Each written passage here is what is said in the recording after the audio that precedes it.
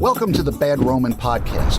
On this show, we talk with veterans, community leaders, Christians and non-Christians as we explore the entanglement of Christians with the state. The Bad Roman Project was created out of the firm belief that as Christians, we are called to follow Christ, not the state. Here is your host, Craig Hargis. Hey folks, how many times have you heard the scripture, render unto Caesar, used from someone who wants to defend their entanglement with the state? This is something I encounter often, especially during election cycles. Today, Zachary Gomez comes on the show to discuss this and so much more. Let's go. Yeah. Left, right, left, right, left. We got our marching orders, man. Left, right. We'd rather serve God than serve Caesar, you feel me? Right. I'm just trying to live what he said. I'm just trying to live. Zachary, how are you doing? I'm doing great. Thanks for having me on, Craig. This is a topic that like I said in the intro, something I hear all the time, it seems like. And it that will drop render unto Caesar to defend statism, their entanglement with the state, their involvement with voting, all this other stuff. They'll drop it, and then they kind of either leave the argument or leave the conversation, or they think they've won the conversation by using. But I don't think they're using the render unto Caesar properly, and we're going to get into that today. But before we get into all of that, tell us a little bit about yourself. You're new, first time on the show. Well, like Craig said, my name is Zach Gomez, originally from Austin, Texas, now residing in the Nashville, Tennessee area. We have 3 kids, and we just got a little toy poodle last week. So I am in the home maintenance industry. I just have a sole prop where I do some commercial, but just a lot of handyman, home maintenance kind of work, and do really well connecting with my neighbors here in the area and serving them with their home maintenance needs, whatever they are. If I can't do it, I'll find someone who can. But my background before being in business like this here in Nashville was originally I thought I would be in ministry. I went to Oral Roberts University in Tulsa, Oklahoma, and got a theology degree with an emphasis in pastoral care. And while I value my education because it did give me some tools on interpreting scripture, studying scripture, I did have to shed a lot of indoctrination because you may know, Craig, that ORU is a evangelical hotspot, and so they're very statist and right leaning in their politics. And even though I wasn't caught up in that, I was never super political. I can't even remember a time an election I ever voted. Maybe I voted one election in my whole life, but shortly thereafter was freed of my indoctrination in that university. But still, maintain some of the things I learned with my theological training, and I think that is valid to this discussion when it comes to like interpreting scripture. So that's kind of a little bit about me. I'm real passionate about the church and the kingdom of God. And you and I talked briefly before this conversation about Zionism. Very passionate about being anti-Zionist. So just anti-state across the board, because I believe that if we're calling ourselves Christians, we should have no king, no ruler but Christ, because the gospel was explicitly political. And everyone knew that in the Greek-speaking world. When he said he came preaching the gospel of his kingdom, they knew what it meant. Yeah. And, right now in 2025, the church doesn't look anything like that. I mean, when it comes to, and that's, I've said it a couple of times here recently on the show and other people's podcasts that I've been on, that's really the wheelhouse of the Bad Roman Project, is to get people to recognize that their entanglement with the state is contrary to everything that Jesus was teaching. I find it interesting, too, that you think you only voted once, because I was so in bed with it. For so long, for 16 years, I was a part of all that, from first Bush till when Trump came along. And that's when I started my eyes started looking at it. It's like, wait a second. And then led me into kind of more libertarian, anarchist kind of the philosophy of some of that stuff. A lot of it really just aligns with the teachings of what Jesus was saying in the early church. So if we can just get people to start thinking about it, grappling with it, and I feel like we're not wasting our time here, because it's today's day and age. It's very strange to watch how Christians are behaving when it comes to their statism, and I feel like it's gotten worse. But then again, we hear things like in this last election that there were 30 million something Christians who said they were setting it out. So maybe they're starting to think about it a little bit. I think we're fed, things in the media to make it look like that position is bigger than it really is, and it is a fairly big position. But you're obviously not going to see or hear about the ones of us that are not indoctrinated into that extent. We haven't drank the Kool-Aid, or we stopped drinking it, or whatever. Right. They're not going to, because they're only going to put out the information in that paradigm of the right and left paradigm, whatever. Which is kind of silly when you think about it, because they all seem to act the same way to me. Yeah.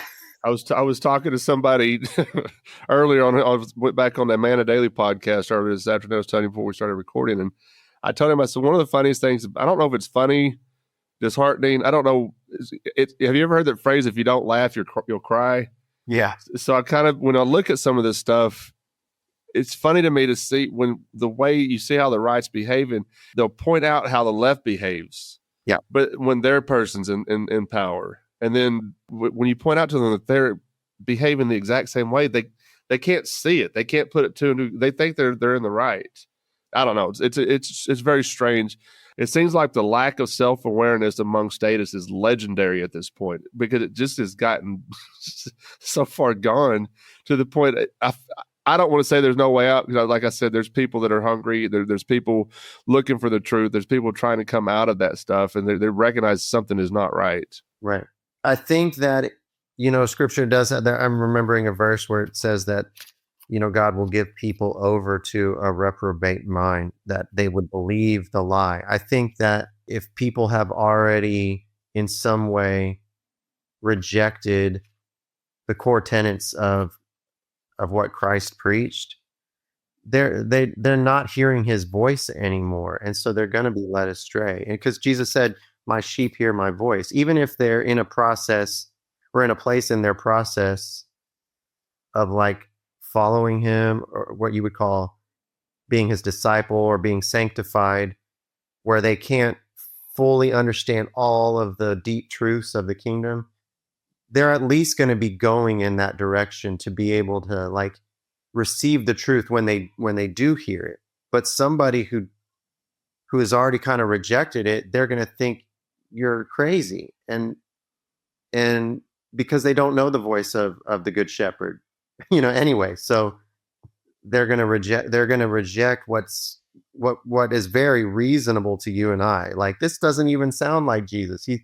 He said the opposite of what you're talking about. Yeah. I had someone tell me one time, and this is not to get too far off topic, that we were talking, the discussion was about immigration, illegal immigration. And this guy calls himself a Christian. And the first thing he said to me is, well, Jesus would follow the law. Wow. And I'm like, do you not remember that he got murdered by the state? Yeah. And I told him too, I said, you seem to be somebody that would have Jesus and his parents arrested for fleeing Herod. Right. But, it's interesting. You said that, they've been turned over to the reprobate mind. I actually said that today on that other show. We were talking about some of this, and I mentioned that. I said they've been turned over, but, our focus is with the remnant. Our focus is to try to get those folks who are out there, who are looking, who are searching, who are trying to figure some of this stuff out, right, but may not know how to ask the right questions, or don't really understand where we're coming from, because they may still have some of that indoctrination that they're trying to work themselves. I had to do that myself as well.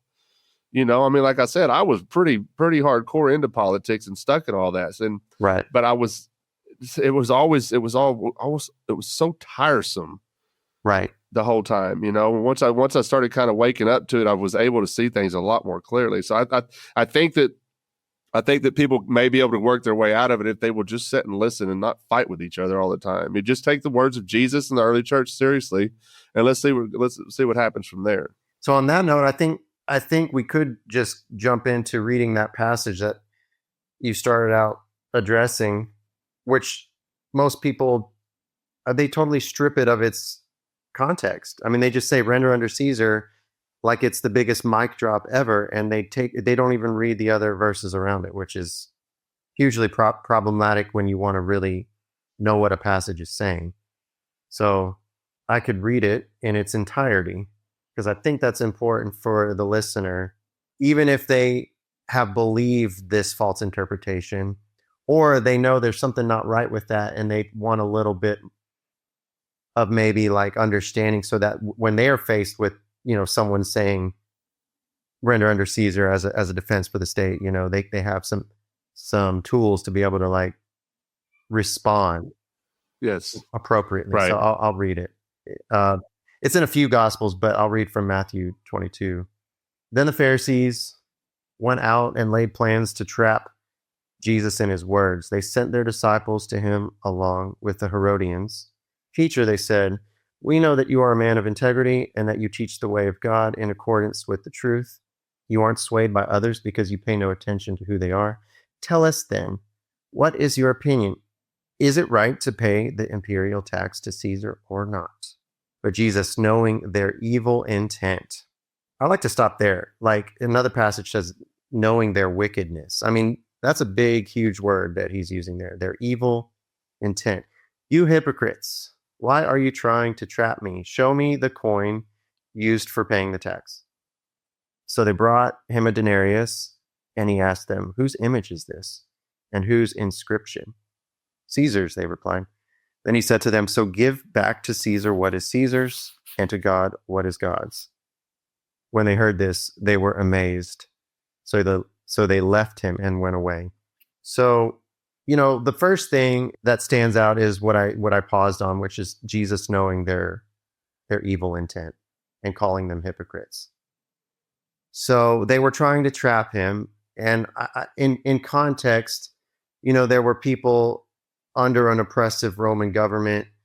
While they may have initially thought they were going to receive some benefit from the system, they now came to realize that it wasn't all it was meant to be. They were giving into the system, but not reaping the benefits maybe that they thought they would.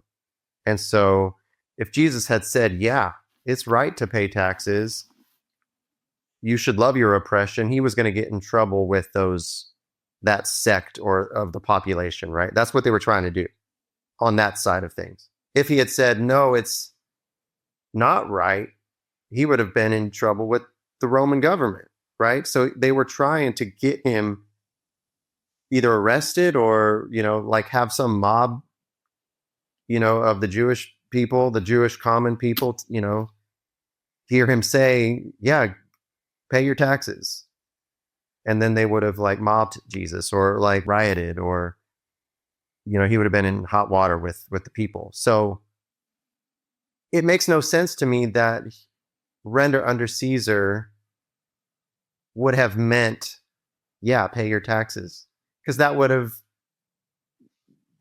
satisfied the desire of the Pharisees. Then Jesus would have been in trouble for saying that, if that's actually what he was saying. So it can't mean that that's what he was saying, Well, let me ask you something too. When I'm hearing these conversations or having these conversations with somebody about this, and they use the render under Caesar, I've asked them, I said, well, what does Caesar actually own though? Or what belongs to Caesar? Right. Doesn't everything that Caesar have, he stole from somebody else? And doesn't the Bible say that thou shalt not steal? You can't say that and then be like, well, yeah, it's okay to, to use that portion of scripture and say, well, yeah, it's belongs to Caesar. No. And everybody, and I think a lot of people too, they don't consider the context of the time then, because his audience would have known that everything belongs to God, right, at the end of the day, And I apologize if I'm jumping too far ahead, but there was something else that occurred to me one day, and I think I mentioned that to you when we had our initial phone call. And I want to kind of ask you how you feel about this, because I was having this conversation again. I'm telling you, I've had this conversation a million freaking times, it feels like. And I asked him, I said, so are you just admitting to me that you belong to Caesar and not to God? Because I'm asking you, why are you as a Christian being entangled with this stuff when you know that it goes against everything that Christ says? But if you're going to use render under Caesar to defend your statism or justify your statism, are you admitting to me that you belong to God or belong to Caesar and not to God?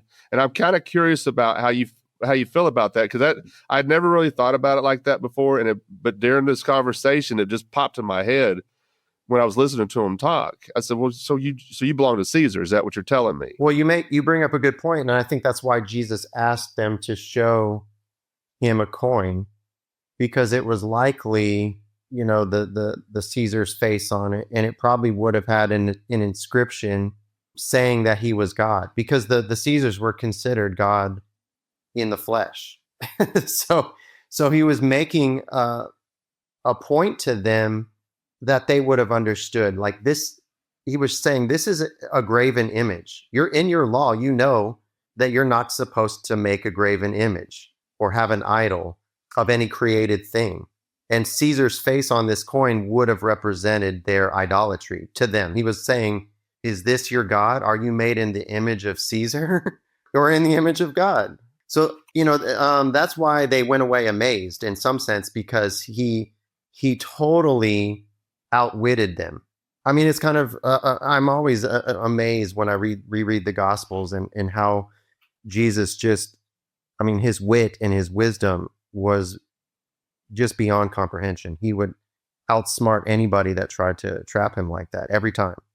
And I think if he had not asked them for the coin, it might not have had the impact that it did, but they went away amazed because they knew what he was saying. Do you think, and something too that I used to ask them is, we know that God has a sense of humor. If we're made in his image, and not every human being has a really, really good sense of humor, can't laugh at a whole lot of things, but we know God has a sense of humor. We know God laughs. We know so you have to imagine that even Jesus, during his ministry, his time on earth, him and his followers were probably joking with each other sometimes. But I've often said too, I think Jesus may have been being snarky there as well. Oh, for sure. I think so.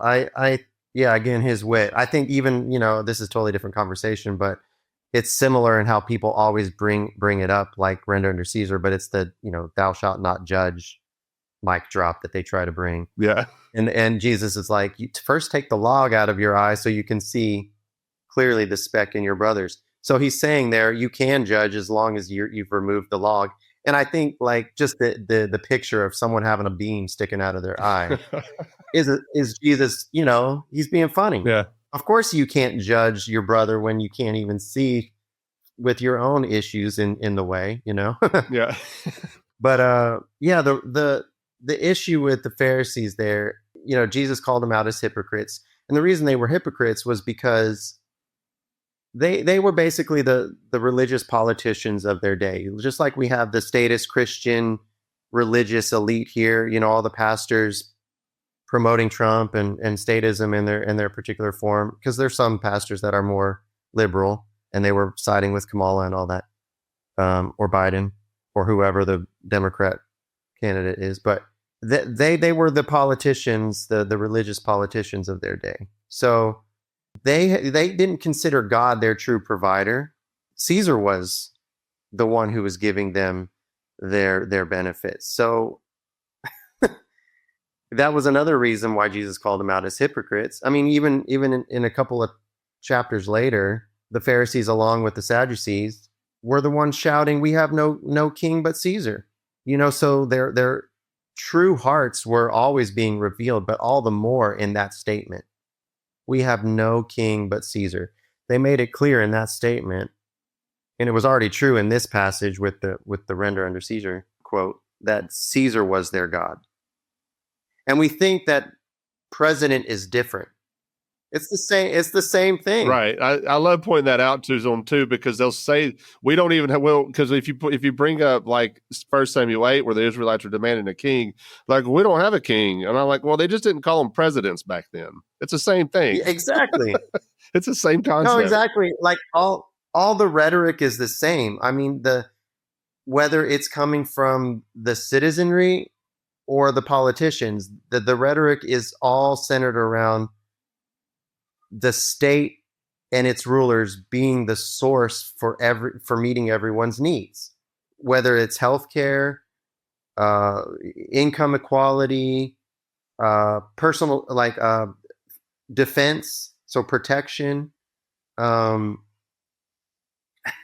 mean, everything. I mean, the government sees itself as God. They want to be known as everyone's God or father or protector, provider, and that is God's prerogative for his people. So if you're not going to God for all of your needs, then you have made an idol out of something. Something else is your God. And in many cases, with regard to what we're talking about, it's the state, it's the president, it's the governor, it's the senator. So it doesn't matter if they have a different name than king. It's the same concept. I'd like to point this out too. But Jesus didn't care about money, or did he tell them to go get this coin out of the mouth of a fish? Or am I thinking of a different passage? Yeah, that was the temple tax. So I guess the Sanhedrin or whatever, they had it would be kind of the equivalent to the modern day tithe. They had imposed a temple tax on the people. Okay, that's my bad.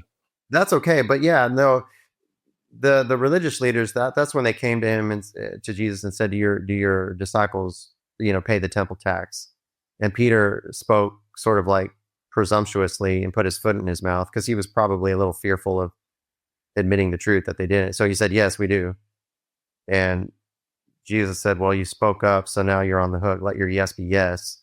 So people also use that passage as a way to say you should pay your taxes or whatever. It was a different tax, but nevertheless, in context, Jesus wasn't saying to pay it either. He even said, "Who do the rulers collect their tributes from? Like from their kids or from the others?" And Peter was like, "Others, not their own children."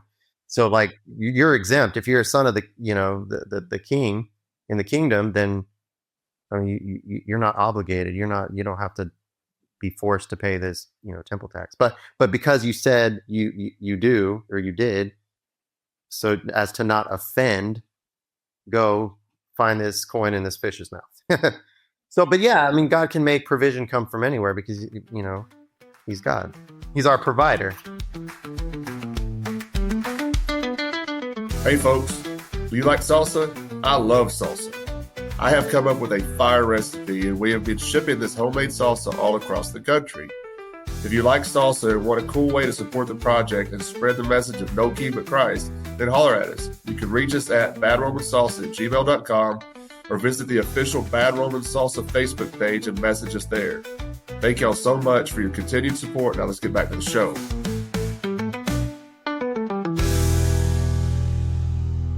I do want to get into sort of like the nuances of the render unto Caesar. We already addressed how like everything belongs to God, like the second part of that passage says, "Give to God what is God's." So yes, everything is the Lord. So essentially we should be giving him everything. Everything belongs to him. So it's his. We're just managing. We're just stewarding. Yes, that's true. But if we have put ourselves under the rule of Caesar in a sinful, idolatrous way, there are times where God holds us responsible, that we have like an obligation or, a debt to repay, to give back to Caesar what we took from him in socialist welfare or benefits.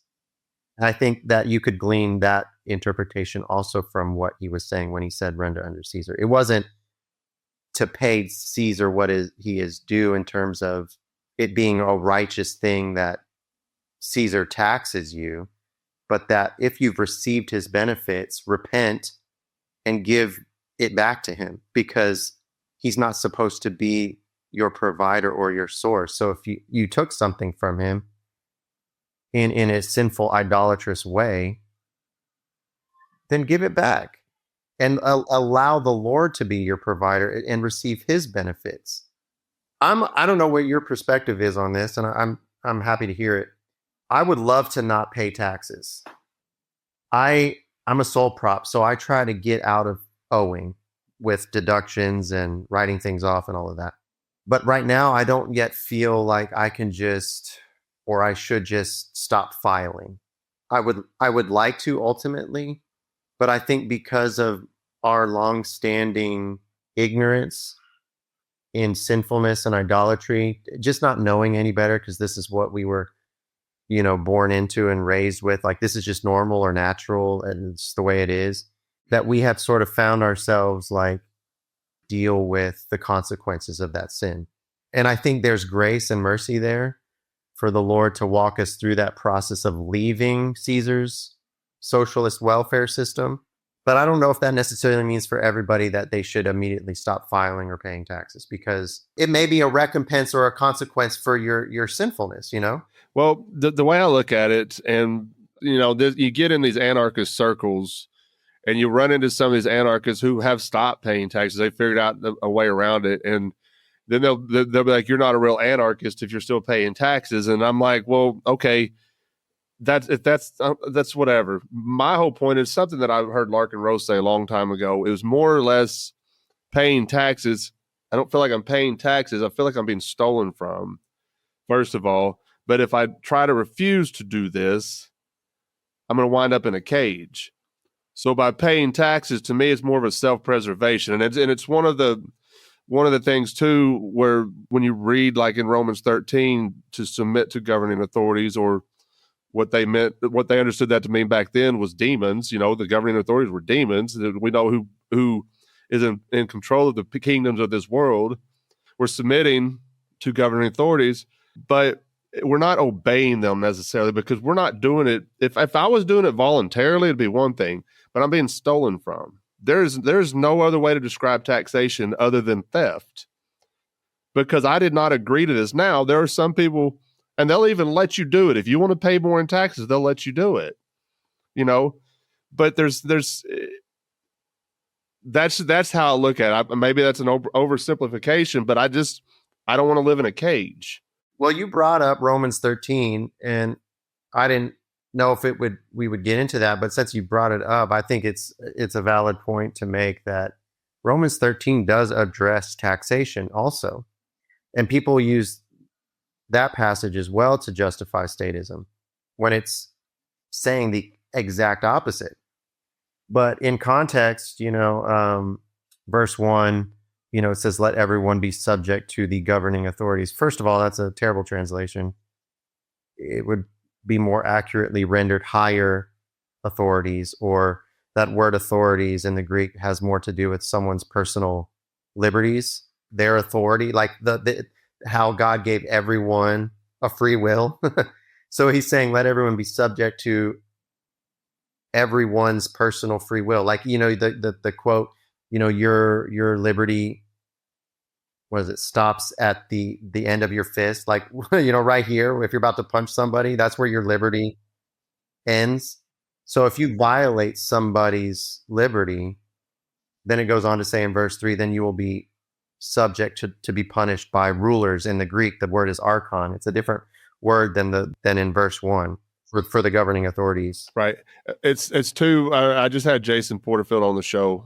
We touched on render under Caesar. We didn't really go into it like we're going into it today, but he said that if you read further into Romans, Paul says that, nobody, nothing but love. And I'm paraphrasing what he said. Now, that's what we owe people is our love. Okay. And like I said, I'm paraphrasing what the scripture's saying, but that he mentioned that during that conversation with him. So I think that's relevant too to this discussion too, because when it comes to what do we actually owe, it's our love. For our love. Well, because Jesus that's what Romans 13 says later on in verse 8, and it says that love fulfills the law. So Jesus, he came to fulfill the law and the prophets, so he would not be bowing down to, you brought up immigration. He would not be, if it's not loving, then it's an illegitimate law.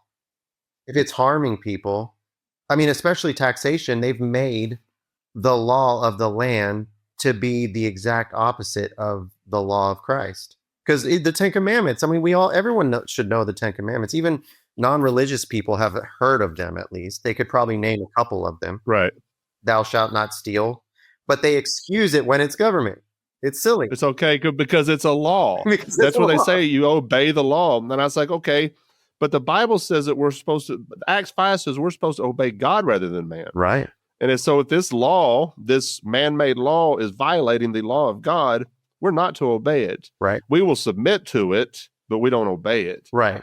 You know what I'm saying? Yeah, it shouldn't be where we endorse it or condone it or celebrate it or benefit from it, because ultimately taxation is benefiting from the theft of my neighbor. Sounds the opposite of love. Exactly. It's not loving your neighbor. And I think most people, because we were born into this system, it's just, you don't think about where things are coming from.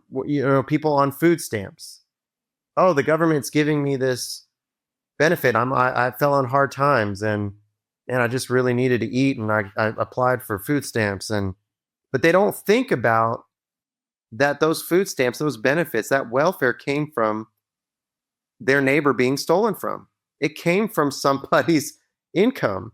It's a system opposed to the way of the kingdom of God, which operates by free will charity, where people can voluntarily give or not. And hopefully they do because they love God and they love their neighbor, so they're going to be generous.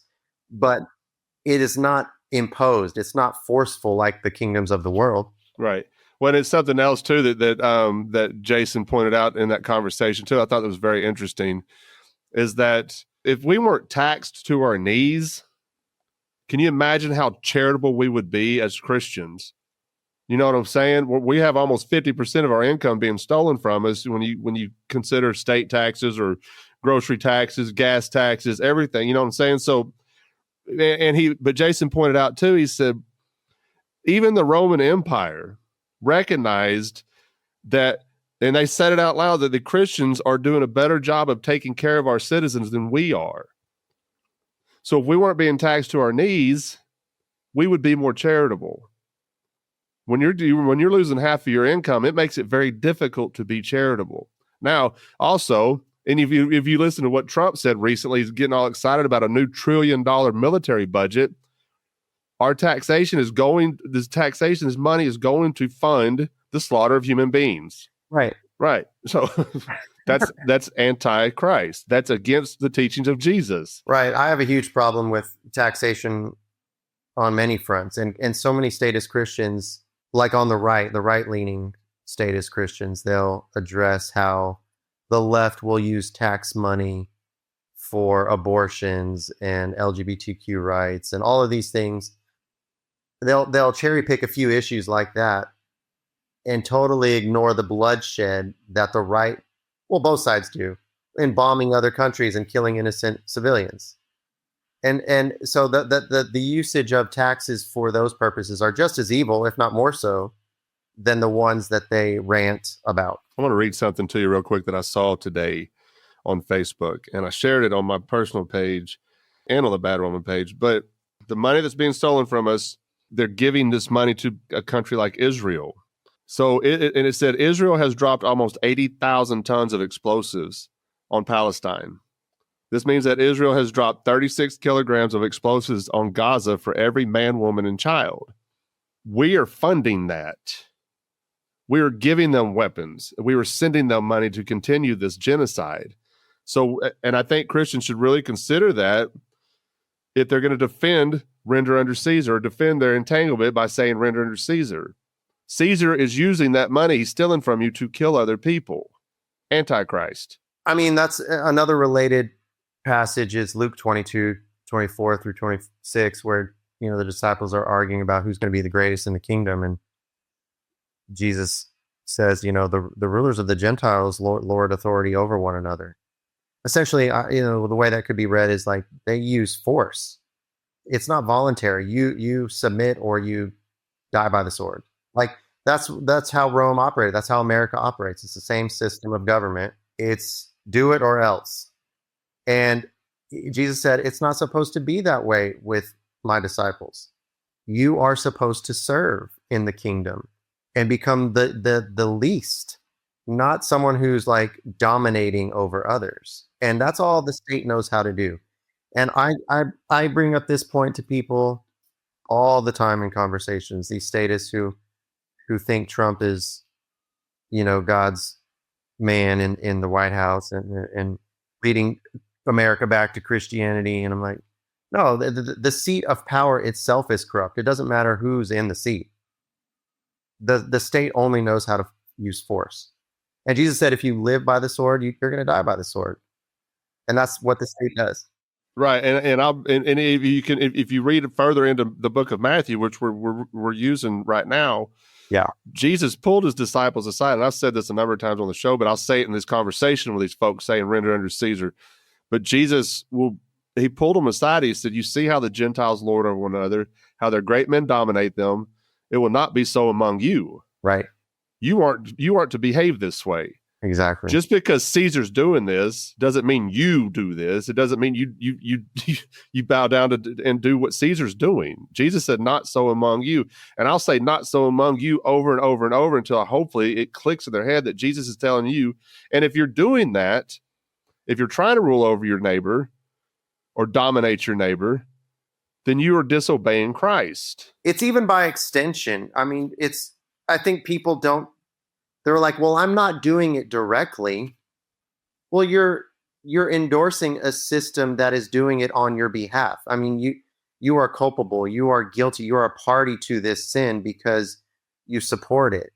And you're saying it's okay for the government to use force and to steal tax money from your neighbor. I mean, that's what is happening. It doesn't matter if you're not actually physically going in your neighbor's house and stealing from them, but you are doing it indirectly, and you're just as guilty if you agree with it. You're certainly complicit if you're putting these evil people in power, and I don't think they understand that.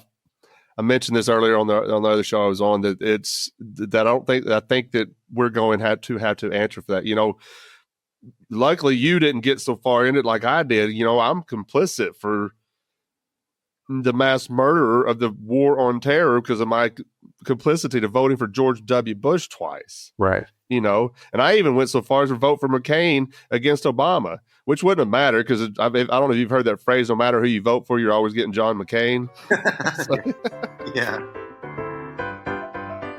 Hey folks, we have set up a very simple way to donate to the Bad Roman Project through spotfund.com. Just go to SpotFund and search No King But Christ. This has become necessary to continue to provide a quality podcast and keep production costs down as well. Just $5 or $10 a month will go a long way in helping us keep this project going and continue spreading the very basic message of No King But Christ. So if you like what we were doing and can find it within your budget, go to spotfund.com and search No King But Christ, and you can set up monthly donations or even donate one time. Any and all donations help more than you know.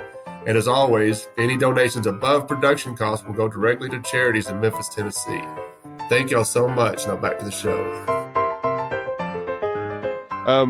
So there's 3 more points I kind of want to touch on before I let you get back to your family in these notes that you sent me. So the idolatry of statism is the real reason people say that render under Caesar meant that we should pay taxes. That false church system has led people astray into this idolatry. I want you to kind of go more in depth on that a little bit if you can. I think this is relevant. I had a dream recently. Sometimes the Lord speaks to me in dreams. In the Bible, there's times where that's how just God chose to communicate to people. And every once in a while, I'll have a dream that's really profound. And I had this dream where it was almost like I was in a movie, and there were different scenes where I was seeing this abusive husband abuse his wife. And I was trying to convince her to leave her husband. And there's one scene where he was just berating her, yelling and screaming at her and calling her names. And I was just pleading with her, you needed to leave this man. You need to divorce this man. And she was hesitant. And there was another lady that was like overhearing me tell her this. And she was a single lady. And she was like, I was like trying to take this married woman away from her husband, like, come away. Not like I was trying to steal her away from myself, but like just take her to a safe place. And the single lady was like, do you think there's someone for me too? Like if I come with you, do you think like there's a husband for me too? And I woke up and I kind of immediately knew the meaning. Christians are this woman, and they're married to the false church, an abusive husband. And they don't realize it. They're hesitant to leave because it's all that they've known. And I think there's unbelievers out there who they really want to know the real Jesus and be married to him, which in scripture, we're called the bride of Christ. We're not supposed to be married to a church. Christ is our bridegroom. We are his bride. He is the head of the church. The church is not the head. And I think that there's this system of Christianity in America, especially, that is not just infiltrated by counterfeits and wolves, but it's like totally false, like from the ground up, because they're just emulating the system of the world. Like the temple tax passage we addressed earlier, the 10% tithe to your local church. It's just today's version of the temple tax. It's just the religious version of taxation.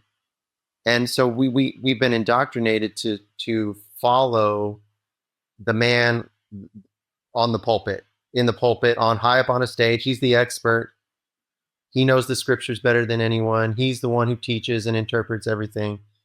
And Christians have been deceived by these wolves in the pulpit, these false teachers and prophets and ministers who are promoting statism. I mean, they do, either in their personal lives with the people that they know, that the politics will come up in conversation, I guarantee you, or they're actually preaching it in the pulpit. Vote for whoever. You've seen it. They have American flags in their sanctuaries. They pull out all the stops for Memorial Day and 4th of July and the thin blue line and all that stuff, right? Support the veterans. And I know we have to be like compassionate, but if you are a Christian and you served in Caesar's military, that's a huge conflict of interest. Yeah, the church system is where a lot of the idolatry has come from, because it's been taught as gospel. But I'm a little conflicted, because it's like I grew up in the church system, but I look back on my experience in church and I never fully fit in, bro. I mean, like throughout my life, I was raised in church since I was, my parents, brought me up in church, fairly non-denominational, like conservative, charismatic. But I had some experience in the Baptist denomination, some in the Catholic, because my grandparents were Catholic. So I've been in liturgical settings and more free, expressive settings, kind of across the board. And I just never fit in anywhere, because I really feel like you were saying, this message is for the remnant, or who will be the remnant, who's actually how Jesus said, he who has ears to hear, let him hear. And I think I was always that person that no matter where I was, I wasn't drinking the Kool-Aid of the indoctrination of the pastors in the pulpits preaching a statist gospel. But you have to separate from that system, because it's in bed with America, just like the Pharisees were in bed with Rome. It's the same thing. Yeah, I mean, like I said, I've seen it. I spent the vast majority of my time in church has been at Southern Baptist churches. I haven't attended a church service in a long time, probably a couple of years now. Some of it has to do with my work schedule, and a lot of it has to do, the vast majority of it has to do with, I don't want to go. Yeah. Because I know what's going on there. I know what's going on there. This isn't church. If you look at how the early church operated, they met at each other's houses. I'm really more interested in something like that. That more of that kind of setting. And it's I'm single. I don't have any children, and a lot of times these churches are geared more towards like family oriented type stuff. These are some of the message, which is fine. I don't care. It does nothing for me. I don't get anything out of it. But my time in Southern Baptist churches, man, I saw the idolatry of the state all the time. But I was ignorant. I would see it, but it didn't really point. It didn't really ever dawn on me until I got away from it, got away from my statism, that, that was wrong. There was, and I've told this story, and I apologize to the listeners for telling this story again, but you may have not heard this. There was a time I was sitting in church. We stood up and pledged allegiance on Memorial Day or Veterans Day, one of those 4th of July, whatever it was. And they had veterans stand up so we could clap for them. And never dawned on me that this is wrong. And until I walked away from it, until I got away from it and started kind of thinking for myself, really, I think that's the biggest issue right now is people have a hard time thinking for themselves, because maybe I had the idolatry of the pastor. Maybe I thought, well, this guy's a man of God. He knows what he's talking about. He's doing the right thing. And He's more understanding of the scripture than I am. Turns out that a lot of pastors are not that knowledgeable. They've been to seminary or they've been somewhere and they've been taught this stuff. It's clear as day that the state has infiltrated the church. All right, 2 more points before I let you go. In these notes, you said, what is the solution to this? Well, the solution is the gospel, the true gospel. And people don't know. I'm finding in conversation every day. I'm like you probably. I have conversations with somebody every day, maybe several people a day, whether online or in person. And I'm finding that Christians who think they know the gospel, they really don't know what the gospel is. The word gospel is a political declaration of a conquering king and his kingdom. And the people in Jesus' day would have understood that in their Greek understanding. Now, it sucks that we are English speakers and the translation from Greek to English doesn't always render it the best. But we need to do our due diligence. The gospel is an explicitly political message, and it does not allow for dual citizenship. Jesus said you cannot serve 2 masters.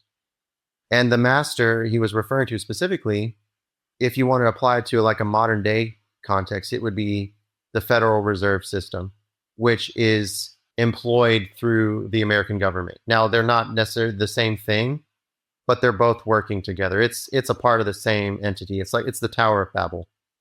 And you cannot serve those 2.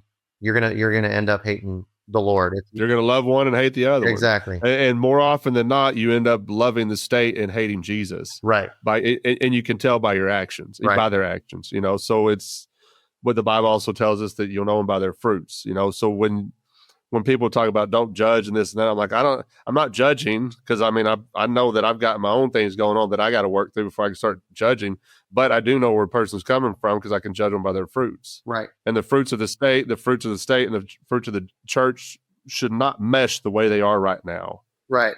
Yeah. So the gospel, the true gospel, is that Jesus is king. He is the only one qualified to be the ruler for humans. Like the dominion mandate from the Garden of Eden never entailed us being under the dominion of man or having dominion over man. And so Jesus, being the perfect example of what we should be in keeping all the commandments, being sinless, he's the only one worthy to rule. And now we have to submit to that if we recognize that no man can rule us with the kind of perfection that Jesus brings. He's benevolent, he's kind, he's merciful, he's everything that we need. Or everyone is seeking a ruler, someone to look up to, someone to aspire to, someone to give them wisdom, someone to give them benefits. So people want to reject the kingdom and the rule of God through Jesus Christ, but they're accepting someone else's rule at the end of the day, whether theirs or the state's or their dad or their boss or somebody. You know what I'm saying? Right. So it comes down to, who are you submitting to? Are you going to submit to the perfect rule of God in his kingdom? It looks a certain way. It definitely follows the 10 commandments. It definitely follows the law of love, the perfect law of liberty, which means that we're not to have dominion over one another. We're not supposed to dominate each other. And so seeking the kingdom of God and his righteousness, and that Greek word righteousness has a lot to do with, the more accurate word would be seek his kingdom and his constitution. We don't think of God's kingdom being a literal kingdom with a literal government and a literal constitution. The American Constitution is a sinful, idolatrous document to false gods. But God has a constitution. It would be his commands. And so when Jesus was saying seek the kingdom and his righteousness, he was saying seek the literal government of God, because that is how you're going to have all your needs met. Provision, protection, the things that Caesar is offering you, he had to take from your neighbor to give you. It's not rights, it's stolen goods as benefits. But God actually has the means to provide all these things to you. And when you seek it, his will, his way, then your needs are going to be met. So that, going back to the Luke 22 passage where We serve where things are done voluntarily. We give out of the gratitude in our hearts, the overflow of thankfulness, that we realize that God has given us so much so that we can then give to our neighbor who is in need voluntarily. And that is the solution, where and that's what they were doing in the early church, bro. And you probably know this, is like you mentioned how they were taking care of people better than the Roman system. That's what they were doing. They were buying each other out of debt. They were using their resources so well that it said in Acts 4 that there was no needy among them. So if we could actually seek the kingdom and do government his way, we wouldn't need Caesar. Now we shouldn't need him or want him anyway. But if people actually got a vision, like had a revelation of the kingdom and how it works when you do it his way, then they would be like, oh, I didn't need Caesar this whole time. Making the state obsolete. I love that. That was one of the last parts of your notes that I want to touch on, but you just did it. That was perfect because... Go ahead. Yeah. Read it, because I forgot what I sent you. It said, if Christians would seek the kingdom in exclusivity, and do business with one another, trusting in God alone for our welfare, and participating by fulfilling our roles in his kingdom and government by loving and serving like him, then we make the state obsolete. Yeah, that's spot on. And I've said that over and over and over on this show and in other conversations, that if we just followed the teachings of Christ, the very basic teachings of Christ, then we make the state obsolete. It wouldn't even matter if they existed. We don't need them. Right. And it's something too and I keep bringing up Jason Porterfield because it was something else he said. It seems like these are kind of tying together, but he was working. Are you familiar with Bonhoeffer? Yeah. Dietrich Bonhoeffer. Yeah. Yeah. So he was working with a guy that was part of that community, and he asked him, he was talking to him and asked him about it. and the guy brought up Bonhoeffer, like Jason didn't know who Bonhoeffer was, So we had a friend in the community, Bonhoeffer, and he's like, yeah, I know who Bonhoeffer is. But anyway, he said, Jesus is our king and the Sermon on the Mount is our constitution. Yes. And I'm like, that's it. That's it. Yeah. There we go. And now, and if that's the case, and I encourage Christians all the time, just start it with the Sermon on the Mount and let's work from there. Right. I mean, we've gotten so far away. I say we because I try to be compassionate, because I was once in the dark on some of these things. So I just recently came out of the church system. No, I was never, like I said, I didn't never drink the Kool-Aid or whatever. I would never fully fit in, but I was still just doing the religious ritual thing, going, singing the songs, listening to the sermon. And now I'm realizing, like, that's not the answer. We're not helping to really directly love and serve our neighbors so as to deliver them from the state. Like going to church on a Sunday, sitting in a service, isn't doing anything to bring the kind of deliverance that Jesus came to bring. He came to deliver us from the dominion of man and the state. And until we start really directly loving and serving our neighbor in word and deed, where we go out of our way to find our brothers who, let's just say, somebody who's a hard worker, right? They got a job, or they have a side hustle, or they're doing whatever they can to try to make ends meet, right? And you're doing pretty well selling salsa, right? You're paying your rent, your bills are paid, and you got like a couple hundred left over every month. And you see this brother of yours, he's working his butt off, and he just comes up short on rent this particular month, or whatever. And you, out of the kindness of your heart, the Spirit just touches you, like, I need to help my brother pay his rent. I got extra. I'm good. If we were all doing that, looking out for our brother, again, we would make the state obsolete, because we wouldn't need the benefits of that system. And going to a church service and just listening to a guy speak for an hour, it's called service, but who are we serving?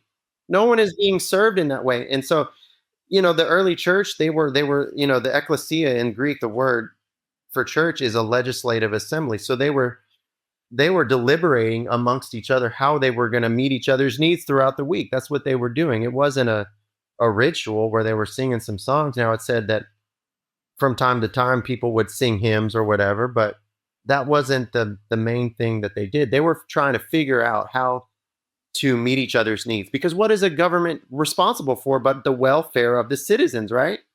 So that's what it means to seek the kingdom, is to do your job in God's kingdom to meet the needs of its citizens. And we're called a royal priesthood, right? So we all have this authority and this responsibility to love and serve and to minister and to give and to, now we all have a different part and a role to play, but no one's better than one another. Just because you don't have just because you're not an ordained minister, Craig, doesn't mean you can't give an encouraging word or go meet someone in the hospital or help somebody with their rent. You know what I'm saying? We're all responsible. Yeah. There were so many people calling this, the Bad Roman Project, my ministry. And I resisted that for a long time, but I kept hearing people saying it to me. And so I've kind of embraced it a little bit more.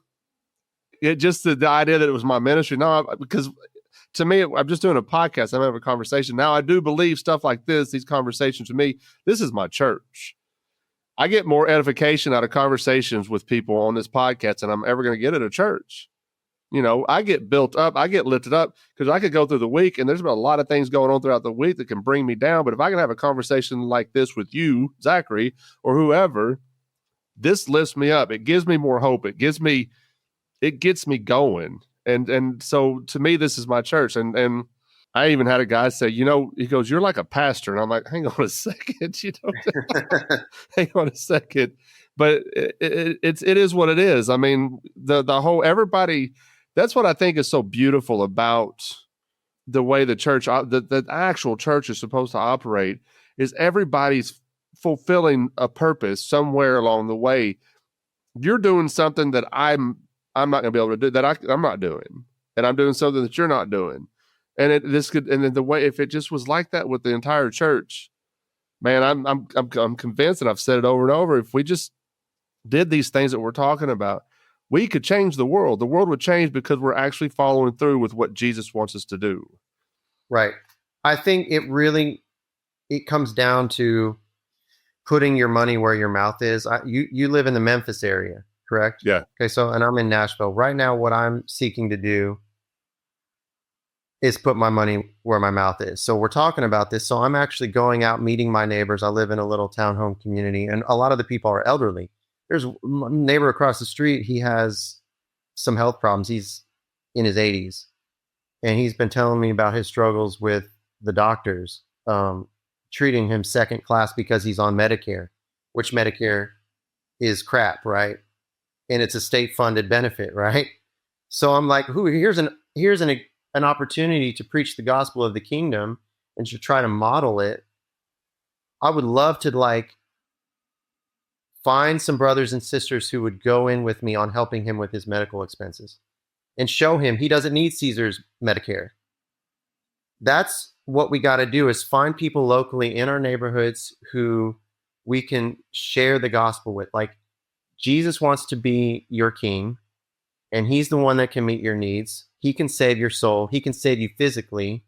Abide by his rules, his laws, his ways, and love each other. That's the command. And if we could, like the early churches, they were small congregations of like 50 or so people.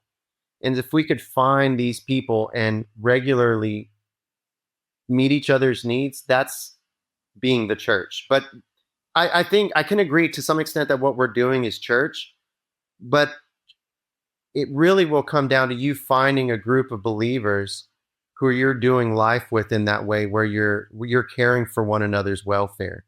And then that congregation does evangelism, and they see, other people start to see, oh, they're taking care of each other so well. That's what Jesus said. They're going to know you're my disciple because of the way you love one another, right?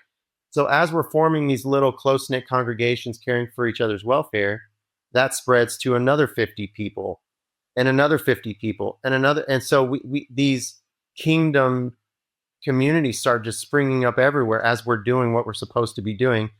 And in so doing, we're making the state obsolete because we're all caring for each other so that God's laws are being fulfilled and everyone's getting their needs met. And so I would encourage you and your listeners to start thinking along these lines. Find people who are going to get excited about loving and serving one another.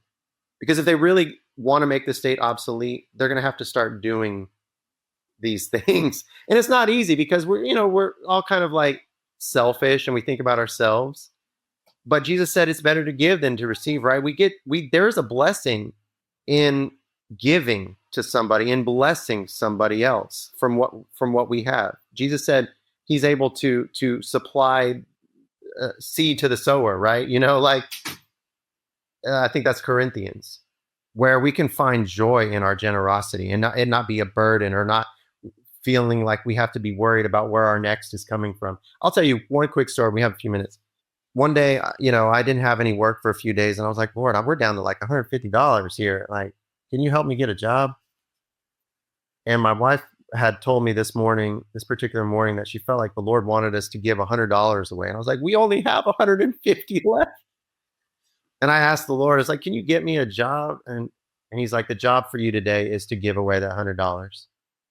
And so we went driving around and we found this lady at a bus stop. And we felt like that was the person we were supposed to give it to. And my wife got out and gave it to her and she just started crying.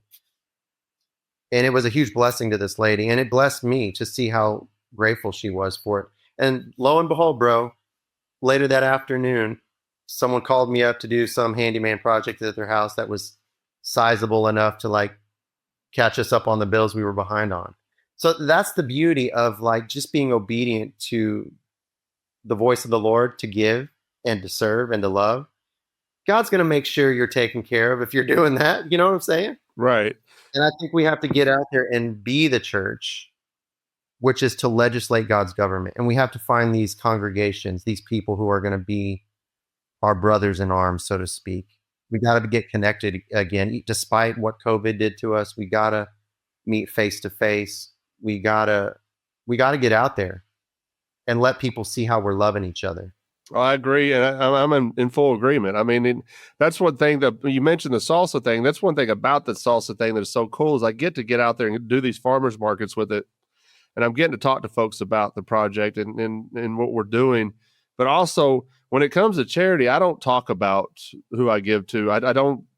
I kind of keep that. I keep that to myself, So, and another thing with this podcast, with this project, and it's something we said from day one. I'm not profiting off of any of this. If it gets to where it's sustaining itself, any kind of profit above production cost, we give to charity. Memphis is riddled with homelessness. There's a place here in Memphis that I like to send my quote unquote tithe to. Okay. And they're helping the homeless. And I'm talking about homeless who are addicts. My brother passed away in 2020 to alcoholism, so it's very near and dear to my heart. So what they're doing is they're helping addicts get away from drugs, and alcohol, and getting them back on their feet. So that type of stuff I'm very compassionate towards stuff like that, because there's a lot of homelessness in the city of Memphis, and so anything above production costs with this project, it doesn't go in my pocket. And that's something we've stated, and I don't say that to pat myself on the back either. But I want folks to listen to that and understand that this project is not something that I've ever wanted to make money on. It's just I've got something I want to say. There's some things on my mind.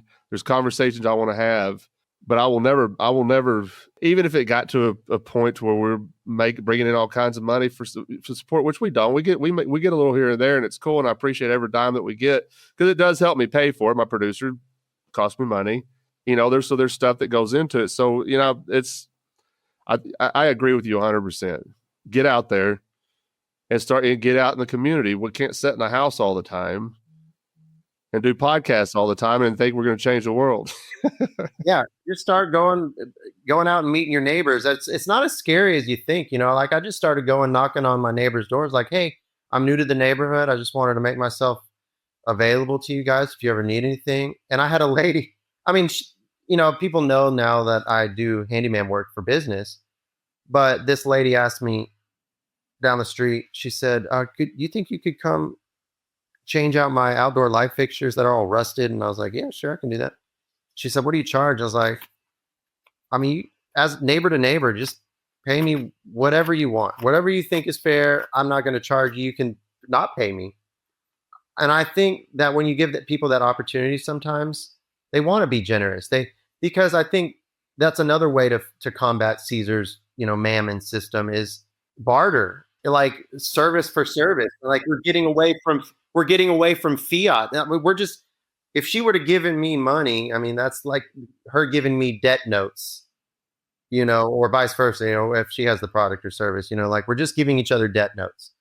And, if we could do barter, that would be ideal. I think we could get back to, that's a whole nother conversation, but yeah, I mean, it's not that scary to go out and just knock on your neighbor's door and be like, "Hey, I'm Zach.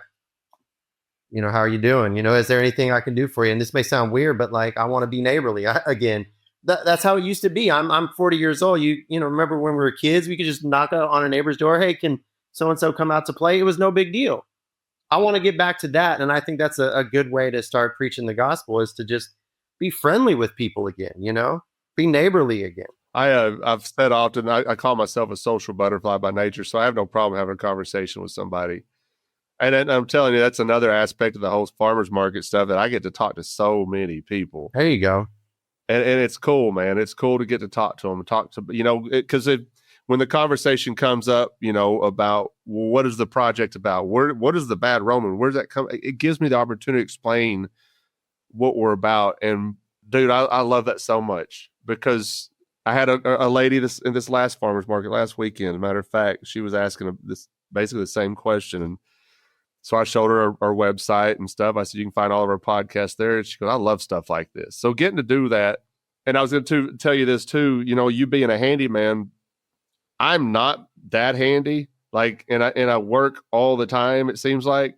So I don't even mow my own grass. I have somebody mowing my grass. I got somebody coming next week to clean my gutters out, because I don't want to get up on my roof, but stuff like that. But you having that skill as a handyman, that's a tithe, or you're helping somebody that needs help, and you're doing it without you're doing it selflessly, and I think that's cool. And I think we need more of that. And it's just another small step of changing the world and getting it back to the way it was meant to be. Go ahead, and if you got anything you want to plug, I'm going to let you get back to your family. I know you said your kids are watching a movie right now, but just go ahead and plug. If you have anything you want to plug, and we'll put it in the show notes as well, and I'll let you get back to them. Yeah, that'd be great. You asked me at the beginning. I am a contributor to Leaving Egypt Ministries. You can plug that. It's on X, formerly known as Twitter. It is an anarchist page. I mean, it's kind of in the name, Leaving Egypt Ministries. We're leaving the system of Rome, Egypt, Babylon, and seeking the kingdom. And so it's all anti-statist gospel messages. It's, we preach the abolition of human archism, which is another site that I follow. I'm not a contributor yet, but that's another a site I would encourage your listeners to check out. And then my personal socials, Zachary Gomez on Facebook or on Instagram at Good News Zach. Okay. Yeah, I like that Leaving Egypt's Ministries. That's actually how you and I got connected, because that's right. When I first heard about them, I tried to get somebody from in that group to come on the show, and the guy messaged me, and he just said he's too shy to do something like a podcast. But then he recommended you. Yes. So that's how we came about. So yeah, I love their writings, and I agree with a lot of everything that they're doing on them. I love their stuff, because I'm a very black and white type thinker, and when I read their stuff, it's all so black and white to me. It's just so simple. Yeah. And it's so clear, so yeah, they're doing a lot of cool work over there. I really appreciate the work they're doing. Yeah. So some of those posts are mine. I'm sometimes I'm pretty busy and I can't contribute as much, but some of them are mine. So if you read them every once in a while, it could be me. Well, good deal. All right, Zach, I'm going to let you get out of here, get back to your family. I have to, speaking of salsa, I've got to go make some more salsa tonight. So I'll be doing that the rest of this Saturday. All right. Well, thanks, Craig, for having me on. I really appreciate it. I hope to come back at some point. I've enjoyed this, and it's a topic I've wanted to cover on the show for a while, because it just keeps coming up. And when that happens, if something keeps coming up, I feel like, all right, we need to talk about this. Let's address this situation. All right, buddy. I'm going to let you get out of here. Thanks for joining us this week on the Bad Roman Podcast. Be sure to subscribe to the show wherever you find your podcasts to never miss an episode. And while you're at it, if you like what you heard, we'd appreciate a rating on iTunes. Or if you'd simply tell a friend about the show, it really helps people find us. 100% of donations are given to local charities in Memphis, Tennessee. To learn more about the Bad Roman Project and to find show notes, please visit thebadroman.com.